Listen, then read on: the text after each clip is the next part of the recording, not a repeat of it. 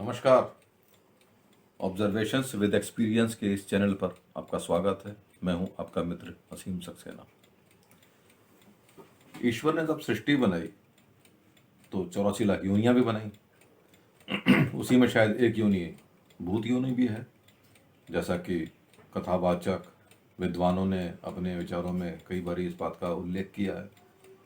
ये ऐसी चीज़ है जो दिखती नहीं है, अनुभव लोग करते हैं, फिर अपनी कथाएं सुनाते हैं और उस कथा को, सुनी हुई कथा को जब आगे बढ़ाया जाता है, फॉरवर्ड करते हैं आज की भाषा के हिसाब से, तो थोड़ा बहुत नमक मिर्च लग जाती है। क्योंकि सुनाने वाले को ये लगता है कि अगर सुनने वाले को डर नहीं लगा तो मेरी बात में दम ही नहीं है, तो वो कुछ ना कुछ मसाला मिला देता है। तो वो एक तरह से भ्रम पैदा करता है। हकीकत में जब आप मिठाई खाते हैं तो उसके स्वाद का आपको पता खाने के बाद लगता है। सुने हुए में बहुत मीठा होता है, हल्का मीठा है, खट्टा है, तीखा है, ये सब स्वाद सुनने में तो ठीक है, समझ नहीं आते। तो जब हमारे बीच में, हमारे जीवन में कोई घटना ऐसी घटित होती है, तब हमको एहसास होता है कि यार वाकई में कुछ तो है। और उस मौके पे अब वो क्या करते हैं और हम क्या करते हैं, ये उस मौके के ऊपर डिपेंड करता है कि हमारी चेतन शक्ति कितनी हमारे काम कर पाती है। कई बार लोग नहीं संभाल पाते हैं, गिर जाते हैं, वो एक डर पैदा हो जाता है कि यार इसके साथ पता नहीं क्या हो गया, कौन चढ़ गया इसके ऊपर। और कई बार जब आपकी चेतन शक्ति ठीक होती है, आप बचा के निकाल लेते हैं, फिर आप ईश्वर से दुआ मांगते हैं कि दोबारा ये घटना मेरे साथ ना हो। ऐसी एक सच्ची घटना मेरे साथ जीवन में घटी है, मैं आपके साथ साझा करता हूँ। इसमें कोई लाग लपेट नहीं है, वो आप सुनते ही समझ लेंगे कि एकदम इसमें वास्तविकता है और स्वाभाविक चीज़ है। बात 81-82 की ही है। मैं ग्रेजुएशन में था। मैंने इसलिए बताया कि मैं बच्चा नहीं था और बुजुर्ग भी नहीं था आज के हिसाब से। तकरीबन 30-40 साल पुरानी बात होनी चाहिए ये। तो नया नया मैंने स्कूटर चलाना सीखा था। और जो स्कूटर चलाना सीखता है ना, तो उसकी इच्छा होती है कि उसको स्कूटर मिले तो थोड़ा सा राउंड मार के आए, जो चोरी वाला राउंड होता है, बिना बताए वाला, कि शॉर्टकट के बजाय लॉन्ग रूट से निकलेगा। तो मेरे किसी रिश्तेदार ने मेरे से बोला कि मेरे को फलानी जगह छोड़ दो, वहाँ स्कूटर की पार्किंग नहीं है, मैं रात को वहीं स्टे करूँगा, तुम स्कूटर घर ले आना। तो नेकी और पूछ पूछ, और स्कूटर मिल रही है चला के लाने के लिए। और तकरीबन 1.5-2 किलोमीटर का डिस्टेंस तो है ही है। तो 2 किलोमीटर तो ऑफिशियल है, 1-1.5 किलोमीटर मैं फालतू का मार लूँगा। तो 4 किलोमीटर मैंने देख लिया, पेट्रोल ठीक है, सब ठीक है, क्योंकि नेक्स्ट डे उनको लेने भी तो जाना है। उनको वहाँ तक छोड़ा। उस समय बज रहे थे तकरीबन रात के 8। तो वहीं पे एक मैदान था, खेल का मैदान, परेड ग्राउंड। तो वहाँ पे कोने में एक बिजली का खंबा था, जिसके बारे में मशहूर था कि ये भूतिया खंबा है। और वहाँ पे जब भी बल्ब लगाया जाता था, बिजली वाले बड़ा ध्यान रखते थे कि वहाँ पे बल्ब जरूर होना चाहिए, क्योंकि वहाँ पे बल्ब जो है वो उसी दिन फ्यूज हो जाता था। 8:30 बजे तक, 8 साढ़े 8 के बीच में वो बल्ब हमेशा बंद हो जाता था, जलता नहीं था। और नेक्स्ट डे जाके जब देखा जाता था तो बल्ब तो ठीक है, तो जल क्यों नहीं रहा। तो बात फेमस हो गई कि ये भूतिया बंगला, भूतिया खंबा है, यहाँ पे भूत रहते हैं। वो एक कोना था, चलती हुई रोड, मकान है, मतलब अभी जीटी रोड तो नहीं थी, मोहल्ले की रोड थी। तो मोहल्ले में उतना आवागमन भी नहीं था और उतनी ज़्यादा तब गाड़ियाँ वाड़ियाँ भी नहीं हुआ करती थी। तो लोग साइकिलों पे चलते थे, चाहे पैदल चलते थे, या रिक्शा हुआ करती थी।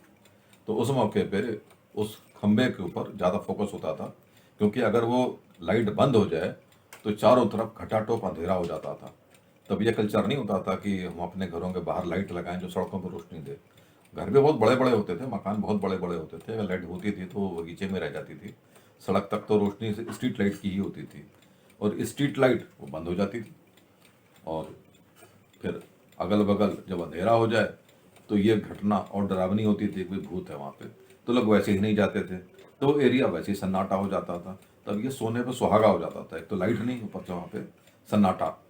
तो अब जो जाएगा वो अचानक ही पहुँच जाएगा गलती से, और उसके बाद उसके साथ क्या होगा ये फिर उसका वक्त बताता है।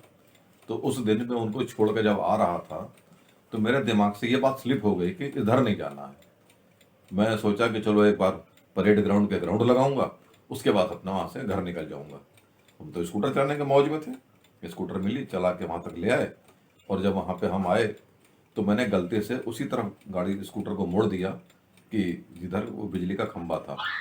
वहाँ जब गया तो जैसे ही मैं उस खंभे के पास पहुंचा हूँ तो बिजली का जो बल्ब जल रहा था वो एकदम लपलपा के बंद हो गया। बंद हो गया तब मेरे ध्यान आया, मैं कह रहा यार ये तो गलत जगह पे आ गए। स्कूटर तो मैं मोड़ चुका था सन्नाटे की तरफ। कमाल के बाद स्कूटर की हेडलाइट भी बंद हो गई। टोटल अंधेरा, कुछ ना दिखे। अब घबराहट हो गई, अरे ये गड़बड़ हो गया। एक्चुअल में होता क्या है, जब हम डर जाते हैं ना तो हमारे एक्शंस उल्टे सीधे होने लगते हैं और वही हमारे लिए नुकसान का कारण बनते हैं। घबराहट में क्या हुआ, सड़क से ढाल सी थी, बहुत ज़्यादा ढाल नहीं थी, ठीक ठाक जैसे ढाल होती है मैदान में जाने के लिए। लोग साइकिल से उतरते हैं, स्कूटर से उतरते हैं, रिक्शा भी उतरते हैं, वो लटती नहीं है गाड़ी, वो ठीक ठाक ढाल था। मेरे स्कूटर उस ढाल पे नीचे उतर गई। अब मैं और घबरा गया, क्या करें। उस चक्करबाजी में क्या हुआ कि रेस में और ब्रेक में गड़बड़ हुई, गाड़ी बंद हो गई। सेकंड गियर पे गाड़ी बंद हो गई। जब बंद हो गई तो मैं गिर गया। जब गिर गया तो मैं जल्दी से उठा, पीछे तो नहीं देखना है। अब इस तरह के जो ना खरखराहट की आवाज़ आ रही थी वहाँ पे, जो दिमाग अपने आप ही सुनना शुरू कर देता है कि कोई है, कोई सफ़ेद कपड़ों में जा रहा है, कोई साया जा रहा है, अपने आप ही दिखने शुरू हो जाते हैं। होते हैं नहीं होते हैं तो राम जाने। मैं जल्दी से उठा क्योंकि पहला तो हुआ कि भाग जाऊँ। मैंने कहा अगर भाग जाऊँगा तो स्कूटर लेने तो दोबारा आना पड़ेगा। फिर पता नहीं स्कूटर ही गायब हो गई। फिर रहना तो स्कूटर का साथ ही है, स्कूटर तो दूसरे की है, वापस कौन करेगा। तब स्कूटर मिल भी जाती थी 5-5.5 हज़ार की, लेकिन उतने पैसे कहाँ थे अपने पास। हम क्यों दें, अपनी गलती है, चारों तरफ बात फैल जाएगी, मजाक उड़ जाएगा। फिर मैंने स्कूटर को सीधा किया। जब धक्का मारा तो गाड़ी गियर में थी, तो मैंने उसको अपने आप ही न्यूट्रल भी हो गई, किया नहीं न्यूट्रल मैंने, वो अपने आप ही न्यूट्रल होगी, पता नहीं कैसे झटका उटका लग के। मैं गाड़ी स्कूटर लेके दौड़ते हुए निकल जाऊँगा। लेकिन देखिए भगवान मदद करते हैं, अपने आप ही गाड़ी सेकंड गियर में लगी, गाड़ी स्टार्ट हो गई, मैं कूद के बैठ गया, वो गाड़ी निकाल के ले गया, रोड पे आ गया, गाड़ी चला के ले आया। लेकिन घबराहट बड़ी बुरी तरीके से थी। वहाँ से थोड़ा और आगे गया, पूरा जो क्रॉसिंग उसका जो चौड़ाई थी मैदान की पार की, अच्छा खासा फुटबॉल का फील्ड था, काफ़ी चौड़ा मैदान था। जब मैंने उसको पार किया तो लाइट जल रही थी, वहाँ भी लोग देख रहे थे, मेरी ही साइड देख रहे थे कि ये कौन है, क्या हो रहा है वहाँ पे। मैंने रुक के पूछा नहीं किसी से, मैं तो ऐसे नॉर्मल गया जैसे कुछ हुआ ही नहीं है, क्योंकि अगर बताता तो बात अफवाह में उड़ जाती, मेरा नाम भी जुड़ जाता, लोग मेरे से पूछने थे क्या हुआ था तेरे साथ, क्या हुआ था तेरे साथ। ऐसे में फिर झूठ बोलना पड़ता है ताकि लोग इस बात को माने, डरें, उधर ना जाए कि नहीं नहीं इसने देखा है कि पेड़ दौड़ रहा था। कुछ नहीं होता है, ये वहम है, गलतियां हैं। बल्ब क्यों बंद होता था ये आज तक मिस्ट्री। अब आज का तो नहीं पता, जब तक मैं वहाँ पे था तब तक वो मिस्ट्री थी। बल्ब बंद हो जाता था, सुबह जब बिजली वाले आके चेक करते थे तो बल्ब ठीक होता था, जलाते थे जल जाता था, रात में 8 बजे फिर बंद हो जाता था। अब इस बात की प्रॉब्लम थी कि क्या ये होते हैं। एक बार मैं घटना और सुना देता हूँ जिससे ये कंफर्म हो जाएगा कि कुछ तो है। मैं किसी संगठन के साथ जुड़ा हुआ था, उनका कैंप लगा था, वो इस प्रकार की बीमारियों को ठीक करते थे। तो मेरी ड्यूटी गेट पे थी, अंदर लोग बैठे हुए थे जो इस चीज़ में एक्सपर्ट थे। एक एक केस अंदर आता था परिवार के साथ और वो अंदर काम करते थे। तो मैं गेट पे खड़ा हुआ था, तो मैंने गेट से एक परिवार को अंदर लिया, उनके साथ एक लेडी थी और 2 लोग साथ में थे जो उसको लेडी को पकड़ गए थे। लेडी ऐसे ऐसे ऐसे ऐसे घूम रही थी, बाल अजीब से बिखरे हुए थे, कपड़े फैले हुए थे और वो लेडी जो थी पुरुष की आवाज़ में बोल रही थी। तो अंदर बैठ गए, दरवाज़ा मैंने अंदर से बंद कर लिया और मैं भी उत्सुकतावश अंदर ही खड़ा हो गया। वो अंदर उससे पूछा कौन है तू, बोलो, अजीब सी गंदी सी आवाज़ निकल के आई। कब से है तू, तो उसने पता नहीं कौन सा पुरातन नाम लिया, औरंगजेब के टाइम से हूँ। तो क्या चाहती है, मुक्त कर दो, अजीब सी वो पंजाबी भाषा की आवाज़, उतने याद नहीं मेरे को, मैं डरता भी हूँ इनको रिपीट करने में, कॉपी करने में। फिर उन्होंने बोला ठीक है। फिर उन्होंने पूछा कितने तो जाएगी, मतलब किधर से जाएगी। उन्होंने बोला रोशनदान तो जाड़े का टाइम था। उन्होंने कहा ठीक है, जे जाई तो पंखा घुमा दें, सीलिंग फैन को घुमा देना ताकि पता चल जाए कि वो जा रही है। तो ठीक है। फिर उन्होंने अपना जो कुछ किया।